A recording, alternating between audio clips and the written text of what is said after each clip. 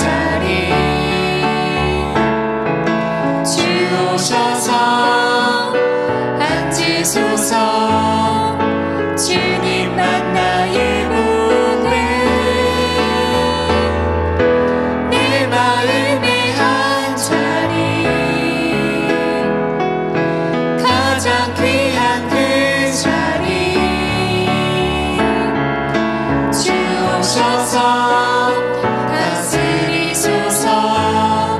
주님만 나의 영광.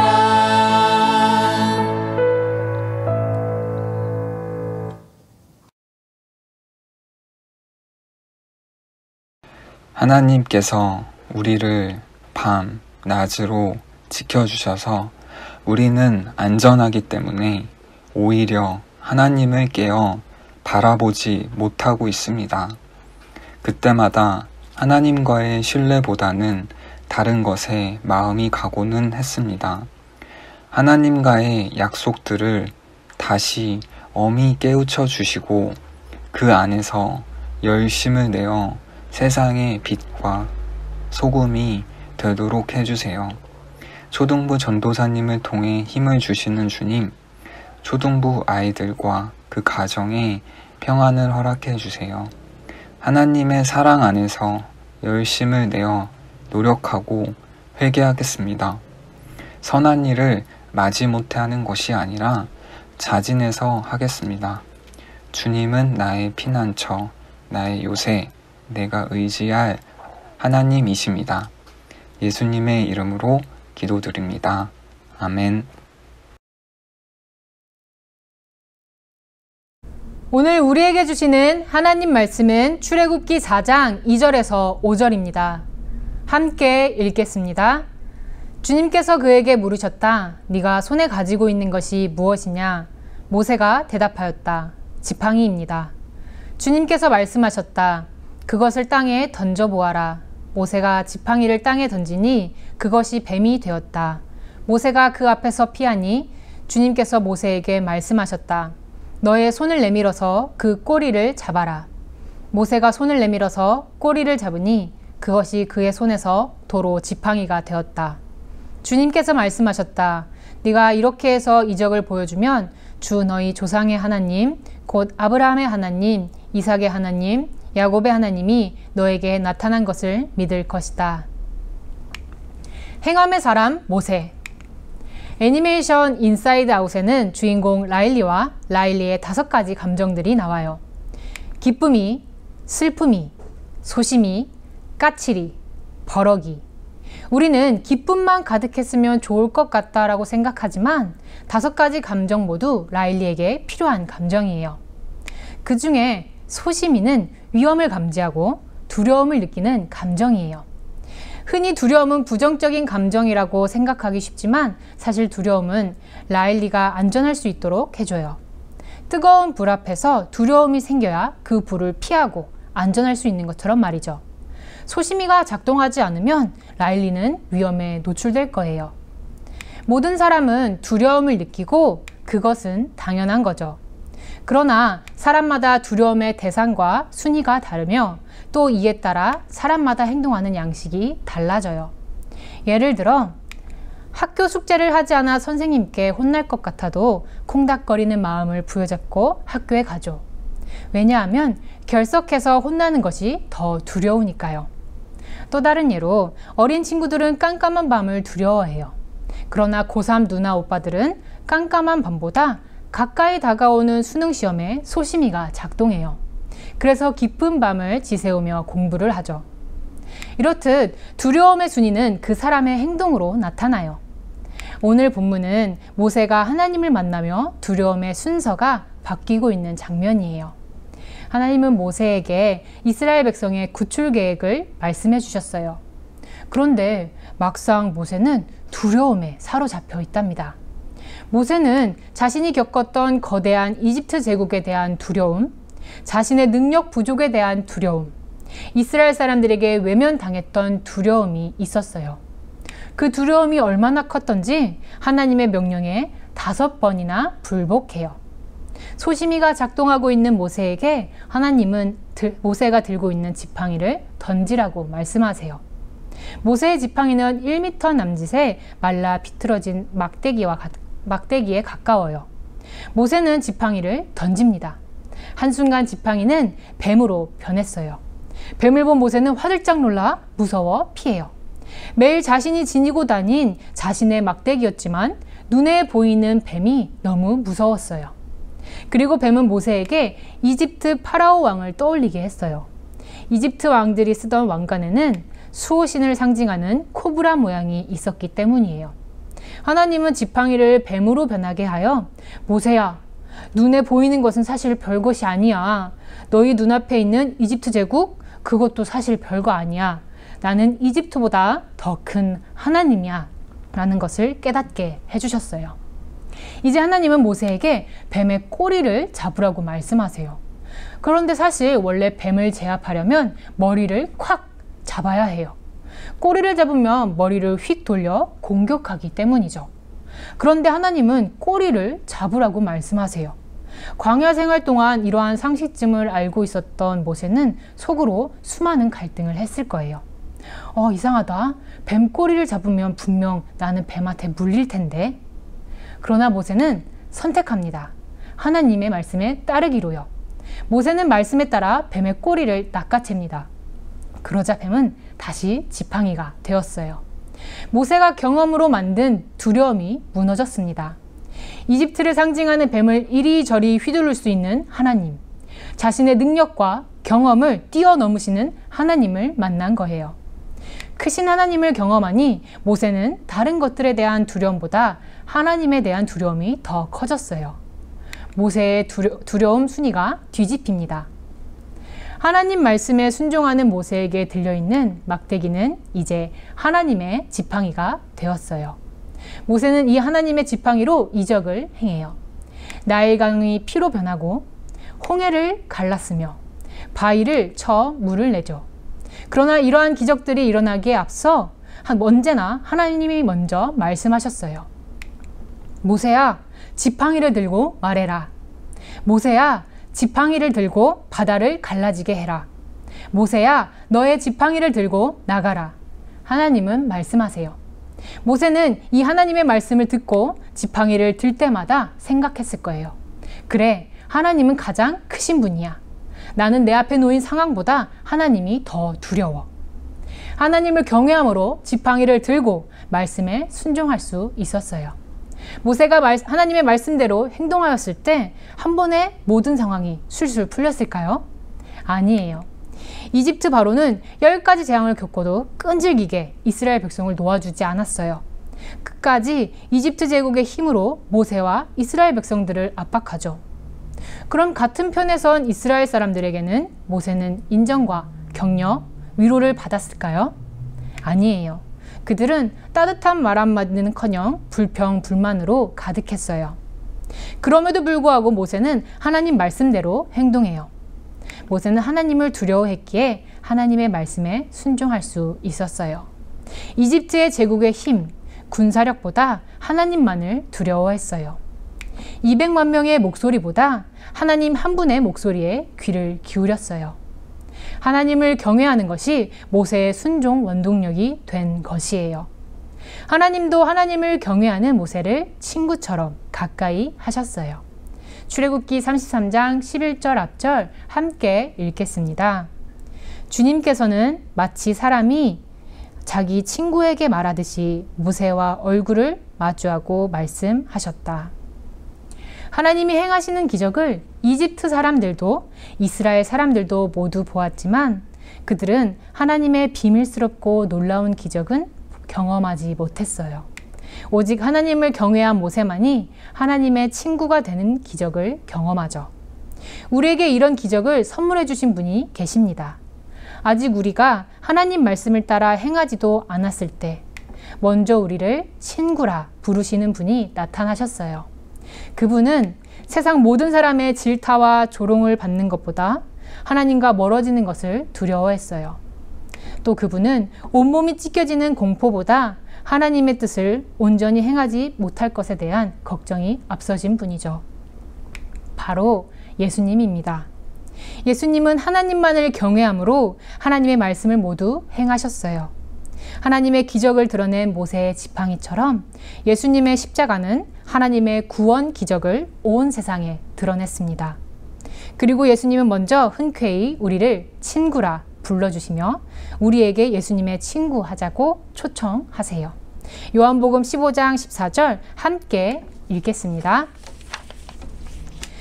내가 너희에게 명한 것을 너희가 행하면 너희는 나의 친구이다. 예수님이 명하신 것은 우리가 지난달 배웠듯이 서로 사랑하는 것이에요. 요즘 우리는 이곳저곳에서 두려움을 불러일으킬 만한 뉴스들을 참 많이 들어요. 코로나19 확진자 발생, 집단 감염, 어려운 경제에 대한 뉴스에 귀가 열려 있죠. 또 시시각각 울리는 재난 문자에 우리의 모든 신경이 곤두서 있어요. 서울과 수도권에만 2,500여 명의 확진자가 있으며 지속적으로 환자가 생기고 있죠. 동네와 주변에 확진자가 생기거나 집단 감염이 발생하면 우리는 어떤 반응을 보이고 있나요? 아, 왜 돌아다녀서 저 사람들 때문에 날도 더운데 답답하게 마스크를 계속 써야 하잖아 하며 짜증과 분노를 내고 있진 않나요? 혹은 또 집에만 있어야겠네 하며 우울함이 비집고 나오고 있진 않나요? 이렇듯 나의 건강과 안전을 가장 두려워하면 우리의 두려움이 혐오나 차가운 시선, 우울감으로 변하는 것은 한순간이죠. 그러나 이러한 상황 속에서도 하나님을 제일 먼저 두려워하고 경외한다면 확진자 소식에 우리는 이웃에 대한 긍휼과 사랑을 먼저 표현하게 될 거예요. 주위에 자가격리자나 확진자가 생기면 그들을 격려하고 또 환자와 가족들을 위해 기도하는 마음이 먼저 생겨날 거고요. 앞서 말했듯이 두려움은 모든 사람이 느끼는 자연스러운 감정이에요. 누구에게나 소심이는 있죠. 그러나 모세와 같은 사명자는 무엇을 가장 두려워해야 하는지 아는 사람이에요. 하나님을 자신의 두려움의 대상 1순위로 두는 것이죠. 그러면 자연스레 우리의 행함은 말씀을 따르게 되어 있어요. 초등일부 여러분은 요즘 무엇을 1순위로 두려워하고 있었는지, 우리의 소심이는 언제 작동하고 있었는지 점검해 보기를 바래요. 하나님을 가장 두려워할 때 우리는 하나님 말씀대로 이웃을 사랑할 수 있어요. 그리고 우리를 주저없이 친구라 부르신 예수님 덕분에 우리는 더욱 힘을 얻어 이웃을 사랑할 수 있죠. 여러 상황이 야기시키는 두려움이 만연한 요즘, 하나님을 더욱 경외함으로 하나님과 가까이, 하나님과 친구 되기를 소망합니다. 오늘의 고백으로 함께 고백합니다. 나는 하나님을 경외하는 예수님의 친구입니다. 함께 기도합니다. 하나님 아버지, 모세는 하나님을 가장 두려워했기에 다른 두려움에도 불구하고 말씀에 순종할 수 있었다는 것을 배웠습니다. 마땅히 두려워할 것을 두려워하는 초등일부가 되기를 소망합니다. 나아가 우리를 먼저 친구 삼아 주신 예수님을 힘으로 삼아 사랑으로 이웃을 대하기 원합니다. 주변 확진자에게 격려와 위로를 보내고 먼저 기도해주는 초등일부가 되도록 도와주세요. 예수님의 이름으로 기도드립니다. 아멘. 이제 우리 모두 주님께서 가르쳐 주신 기도를 감히 주님의 이름으로 담대히 드리오니, 하늘에 계신 우리 아버지여, 이름이 거룩히 여김을 받으시오며 나라의 임하옵시며 뜻이 하늘에서 이룬 것 같이 땅에서도 이루어지이다. 오늘날 우리에게 일용할 양식을 주옵시고 우리가 우리에게 죄 지은 자를 사하여 준 것 같이 우리 죄를 사하여 주옵시고 우리를 시험에 들게 하지 마옵시고 다만 악에서 구하옵소서.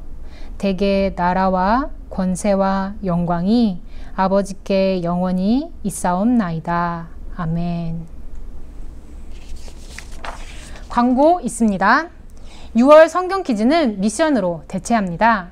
6월은 호국 보훈의 달이었어요. 우리나라를 위해 애쓰신 분을 기리며 나라를 사랑하는 마음을 키우는 달이었죠.